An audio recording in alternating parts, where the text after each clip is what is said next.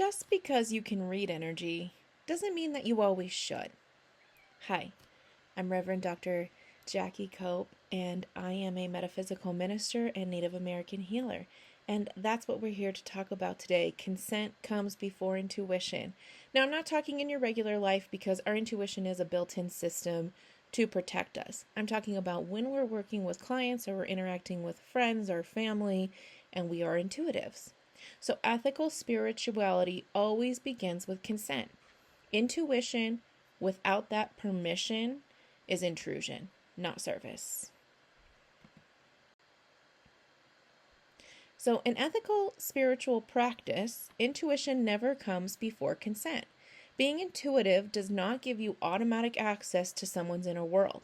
Just because you can tap into those in certain modalities and ways we've been trained doesn't mean you should just go run around reading everybody's energy out in the public.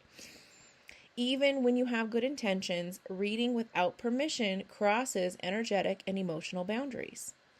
Consent protects that autonomy. It allows the other person to choose how and when they receive support.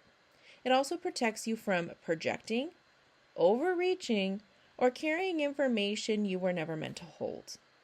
Ethical channeling is not about knowing everything. It's about honoring choice, timing, and personal liberty. So please remember that you have to get consent before energetically reading the public. So intuition does require that permission, and spiritual access is not just automatic. So I'm talking in the sense of working with clients or walking around. If you're just walking through the store and you start reading everybody, how that could be unethical. We're not talking about in intuition when you're driving your car and you just get this knowing like, oh, I can't turn this way, or maybe I need to go home, or I had to say something to save somebody's life. We're not talking about so much in those contexts because intuition does have a role and need to have a place. We're talking about other situations, okay? Especially when we're working with clients, potential clients, or we're just out in public. So I want you to practice this today. Before offering any intuitive insight, pause and ask for consent. Think about that. Like, that's really interesting. That's not something that we do. We usually just, maybe friends come to us because we do tend to have that intuitive side, and they just expect us to share. But instead, maybe ask for that consent.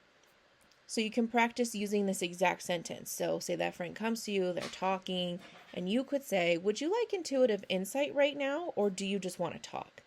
If the answer is no, honor it fully without explaining or persuading. Consent is not a formality, but it's the foundation of ethical spiritual work. So make sure you just throw that in there with your friend or your colleague, whoever you might be with, and ask if they would like some intuitive answers or if they're okay with hearing that and allowing you to tap into that intuitive side. If this little mini conversation interests you and you want to practice spirituality with me, you're welcome to continue to work with me. I offer courses, guided programs, one-on-one sessions. I have a podcast, and it all supports ethical, grounded spiritual practices held in clear, respectful containers. This work is not about rushing your gifts or giving away your power. It's about learning how to work with intuition in a way that is safe, integrated, and aligned.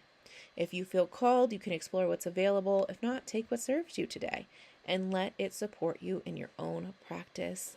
You can find this information on ravenrabbit.com, and I'll also put a link in the show notes. Have a wonderful day.